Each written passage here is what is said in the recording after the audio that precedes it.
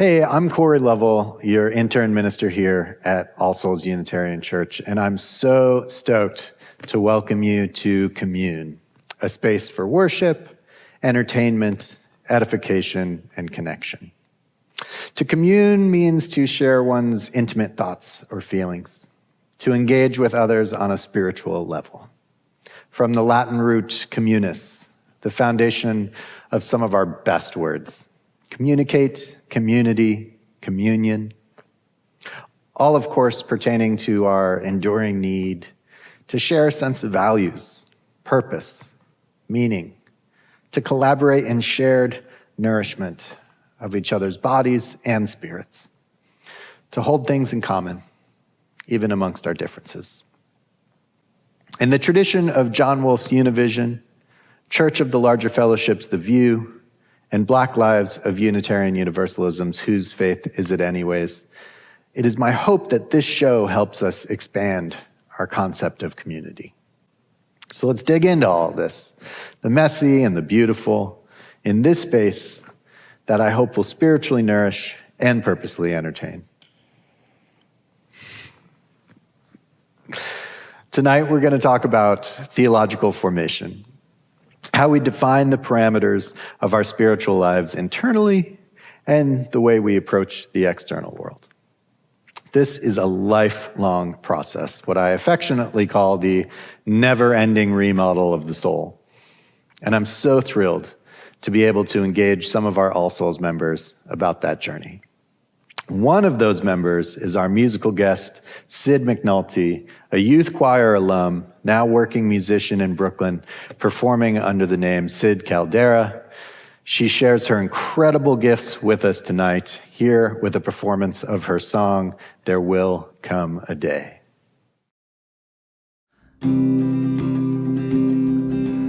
Lately I've been coming out on the other side of the darkness. Oh, I looked and I looked for someone to drag me out. And lately it's only by my own means of crawling outside of the darkness inside me I'm able to meet with the folks who have already crawled out of their own holes. There will come a day when I feel that I have arrived.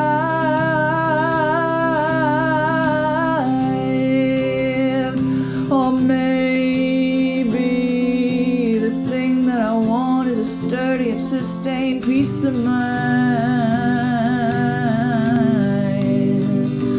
Oh, but know that there was a day when I thought you had capacity beyond me, and a sadness I'd never before ever seen in this world before.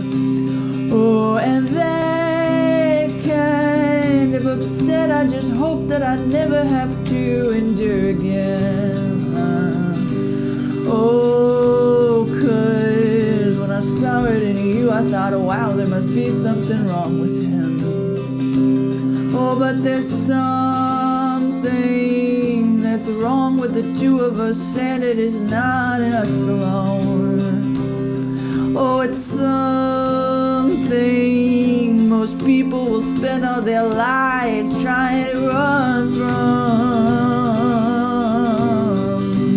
Oh, but I am so grateful to know that I felt so sad and alone before.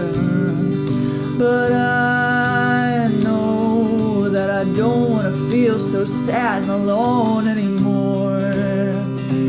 For until we stop running from what we all think about when we are all alone, we'll just get caught up together in darkness and think we're returning home. There will come a day when I feel that I have arrived.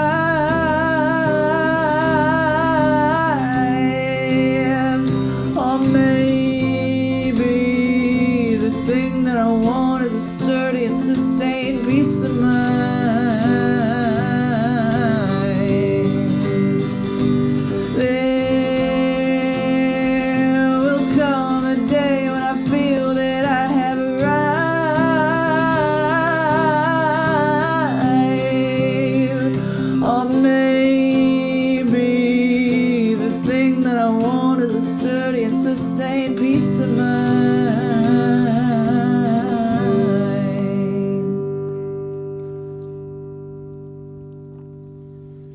Thanks for listening. Thank you so much, Syd. That was amazing. Go check her out. Her music is under the name Syd Caldera on Bandcamp, Spotify. It's incredible, incredible records. Thank you so much. One of the most hopeful and inspiring stories of All Souls since I've arrived here is the increased expansion of our membership during this global pandemic of virtual worship, of our online remote members. Joining us in eclectic religious community from all over the United States and internationally, this group of online congregants gives us a glimpse of the power, reach, and potential of the next era of All Souls Unitarian Church. I spoke with some of our All Souls Everywhere members about their own theological journey, how they found All Souls Tulsa, and why they decided or are still deciding to make it their spiritual home. I'm Ali Mohammad. I live in the Netherlands. I'm 30 years old, married, and I work as a legislative lawyer, writing legislation for different kinds of governments. And I've been following All Souls for like 7 years, online on YouTube, watching the sermons of Marlon, and it just speaks to me. The focus on love specifically. Then I saw the YouTube videos of Shannon Boston, and I loved it so much. I thought, this is exactly what I want my children to watch later. I don't have children yet, but Thinking ahead. Yeah, thinking ahead. My name is Greg Borton, and I live in a place called Tiburon, which is north of San Francisco. I grew up in the farmlands of the Midwest in a very conservative area. It was full of John Birchers, and as I got older, I realized quite a number of Nazis. We went to a Presbyterian church for a while until communicants class started. And in week 7 of the communicants class, the minister called my parents and told them that I was going to hell. Literally. It's because he said he asks too many questions and he doesn't just believe what he's told to believe. And until I started attending All Souls about 3.5 months ago, I have never been in a church since. Wow. First, I am Jeenee Lee, and I am sitting in my house in Minneapolis, Minnesota, and I found All Souls through Bishop Carlton Pearson. So when the This American Life piece came out about him a number of years ago, I first heard that broadcast, and I was intrigued and inspired by his story. And then I started to stalk him very lightly. And then I realized he had landed at All Souls. And then I started to watch the services online, and I just became more and more touched and moved by what y'all are doing. And so here I am. I'm Rebecca Lawson. Maiden name is Blackmore, and I actually found All Souls through my folks who brought me when I was a young woman. We started attending All Souls. I think we actually followed Rick Fortner from Hope Unitarian to All Souls, moved by the music, which, if you know my folks, it's not surprising. So I've attended All Souls on and off since that time, and became a virtual member at the tail end of 2019. In the beginning, I was just trying to make sense of it all. As a teenager, especially with all the bigotry against Muslims in the Netherlands, I was quite pushed to learn more about my own religion and to embrace it, which I did, but I always had I always made a comparison with other positions. At that time, I always had the position of starting from Islam and then comparing with others. And I was like, well, I don't see any reason to leave Islam. I didn't start with agnosticism, for example, and then trying to see what I would believe from that starting point. That doesn't mean I was not interested in religion. I actually spent quite a bit of time on it in my 20s. I read Lao Tzu very carefully. I read lots of other religious texts. I talked to lots of people. I actually became a reasonable acquaintance of a gentleman named Richard Alpert, who is known mainly as Ram Dass. Be Here Now is one of my favorite George Harrison songs, and he based that on Be Here Now, the book, made such an impression on me in my early 20s. It was incredible. Yeah. So I spent a lot of time on it, even though I was not part of organized religion. I ran into All Souls because I was looking around saying, maybe I should change my lifestyle. I love it here. But, maybe it's time to sell this house I live in and find a less expensive place to be where, I can move towards retirement because I am 68 years old. And so I said, okay. So I just hopped on your Zoom about 3 or 4 months ago, and I attended the service and I attended the coffee chat. And I said, that was really good. I'm impressed.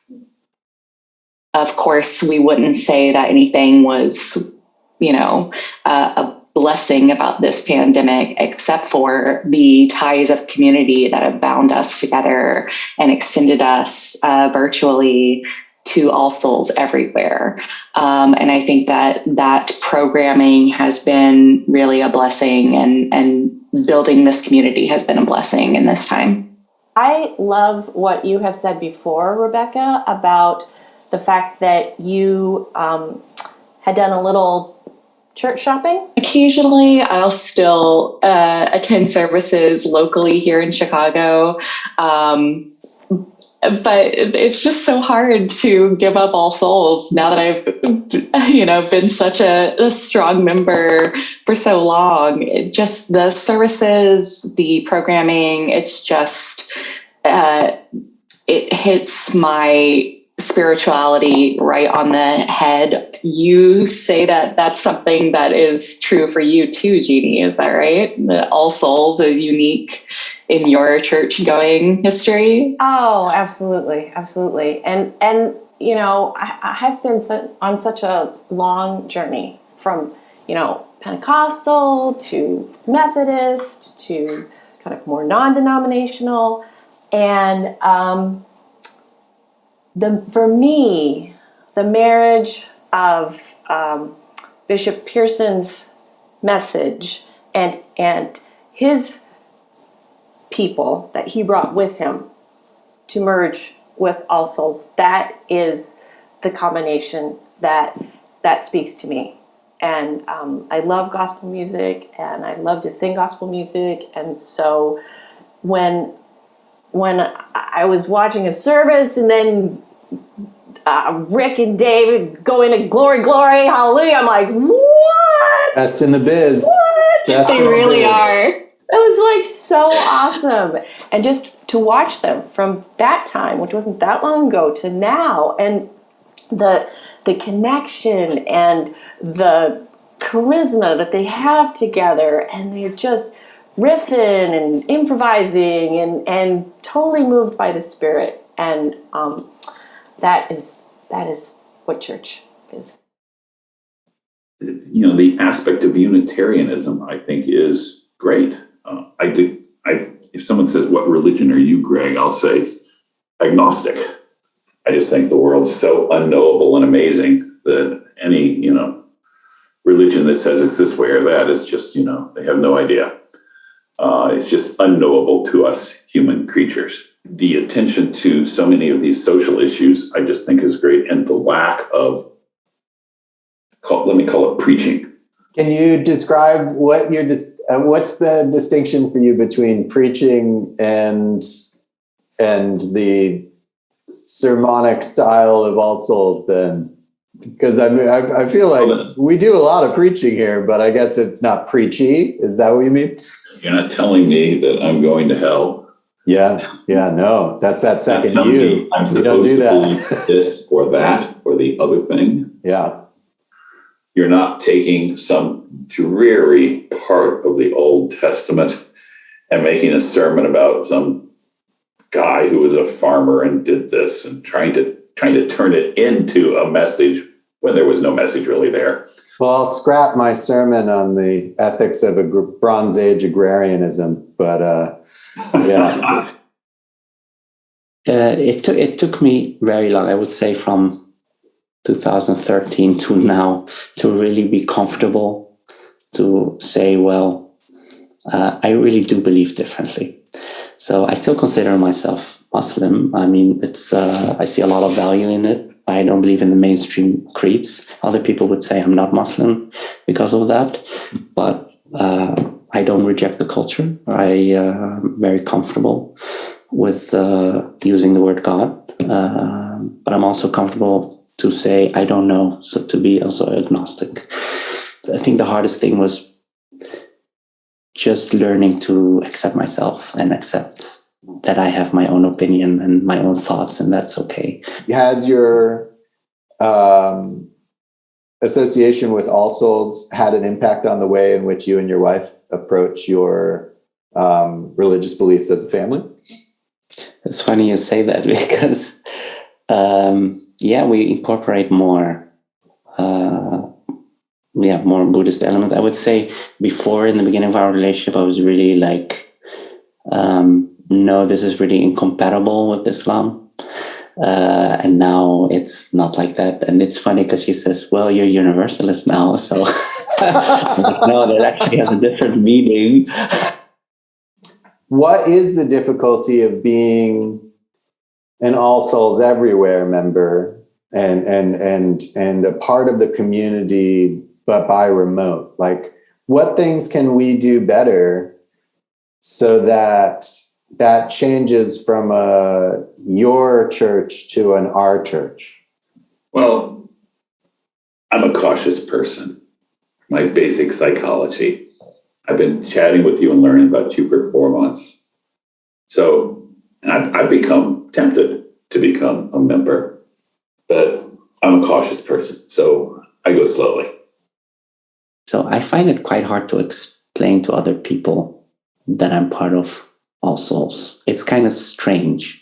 And because it's online, it's like now online dating has caught up, but back then it was also strange. Like you wouldn't say to someone, yeah, we met online. Yeah. I swiped right on All Souls. Yeah, I swiped right on. It's also weird to say, like, merging the physical and the virtual is challenging. And it's something that, even the best, events coordinators of, any industry are really struggling with. And I think that, we're constantly be improving. It's just a call to continue that action. As enriched as I felt and as glad as I was to be a part of All Souls, and thinking about it now, how much more involvement I have, how many more connections I've made and people I have met, it's very extreme in the best possible way, and so I really believe that from that before time to now was a leap, and I feel like let's keep leaping, right? Break not the circle of enabling love, where people grow forgiven and forgiving. Break not that circle, make it wider still, till it includes, embraces all the living.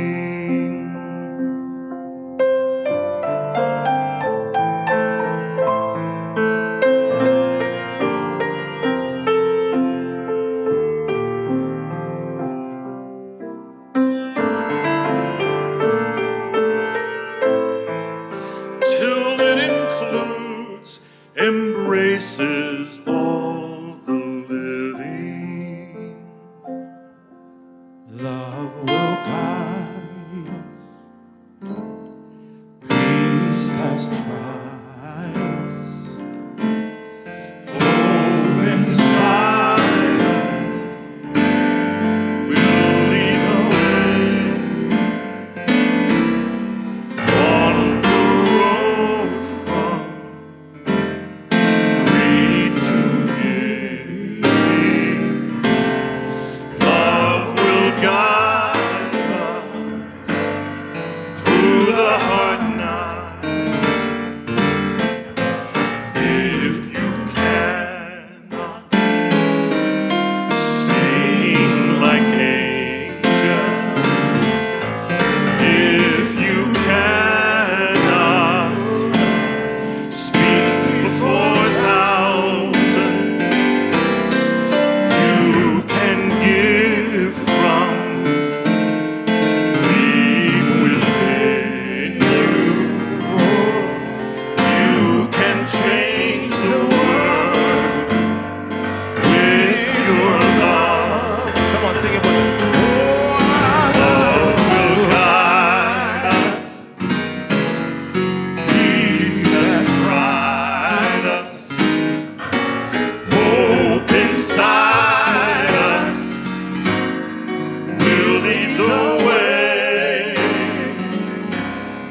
on the road from greed to giving. Love will guide us through the hard night.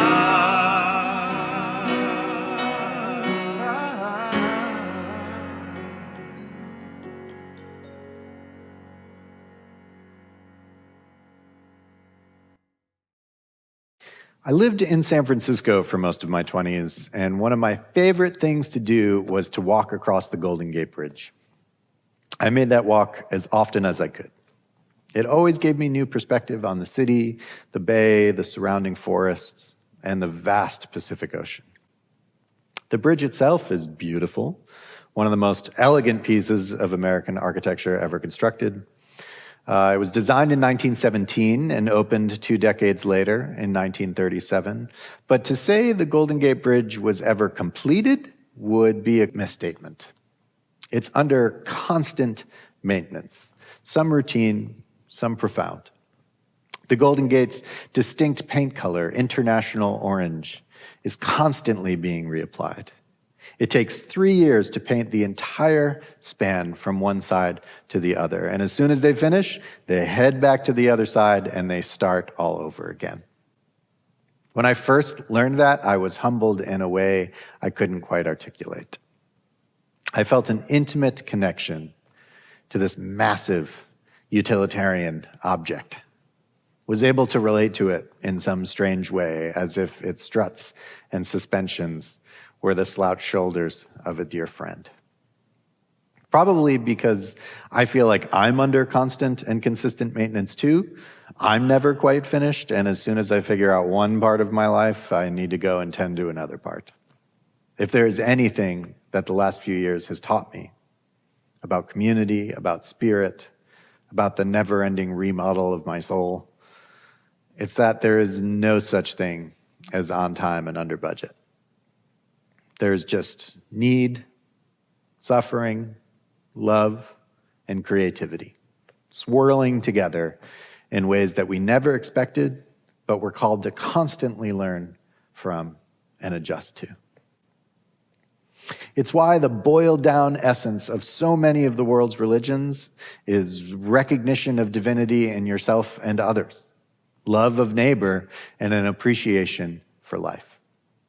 Because those things alone, as simple as they sound, are an infinite spiritual paint job across the whole span of our lives. We're all, as individuals, in a constant state of reinvention and rehabilitation. Along the way, we try to find a place to belong, to feel at home, even if we don't quite know what that means, don't quite know what we need. We try to find our way home over and over again, wherever it happens to be. In this era of convenience culture, carefully curated social media posts, algorithmic consumerism and the dehumanizing late-stage capitalism where we are the product, it's so easy to think that if you still haven't found some sort of definitive inner peace or some consistent and efficient theological construct that answers all your questions about human meaning and a relationship with the divine, it must be your fault. You must have missed a stitch. It's the ultimate FOMO, an existential fear of missing out. And the only solution I've found is just to laugh it all off and look outside of myself toward community, where I will almost certainly find a whole dynamic, eclectic, interfaith, and multicultural coalition of people who haven't figured it out either. And we all have the privilege, the blessing of living in that mysterious, never-ending maintenance of our souls together. This is a Phoebe Bridgers song called Chinese Satellite. I've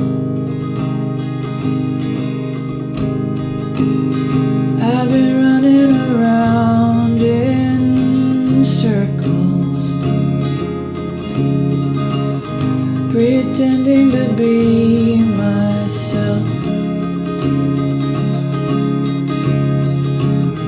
Why would somebody do this on purpose when they could do something else?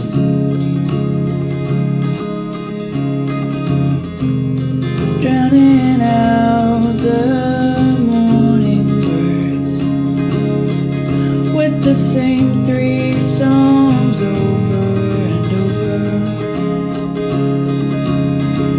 I wish I wrote it, but I didn't, so I learned the words. Hum along till the feeling's gone forever. Took a tour to see the stars, but they weren't out tonight, so I wished hard on a Chinese satellite. I want to believe. Instead I look at the sky and I feel nothing. You know I hate to be alone. I want to be wrong. You were screaming at the evangelicals. They were screaming right back from what I remember. When you said I will never be your vegetable, because I think when you're gone it's forever. But you know I'd stand on the corner embarrassed with a picket sign if it meant I would see you when I die. Sometimes when I can't sleep, it's just a matter of time before I'm hearing things. Swore I could feel you through the walls, but that's impossible. I want to believe that if I go outside I'll see a tractor beam coming to take me where I'm from. I want to go home.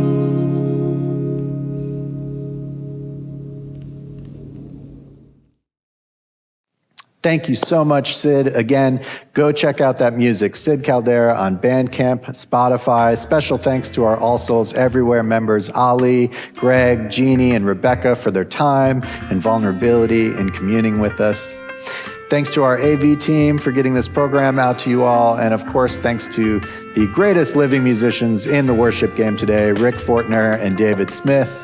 We'll see you for another episode of CommUUne again on October 20th, but stick around for Wednesday Community Connections classes and join us next week for a special chapel program on the front lawn. Blessed be all. Have a good night.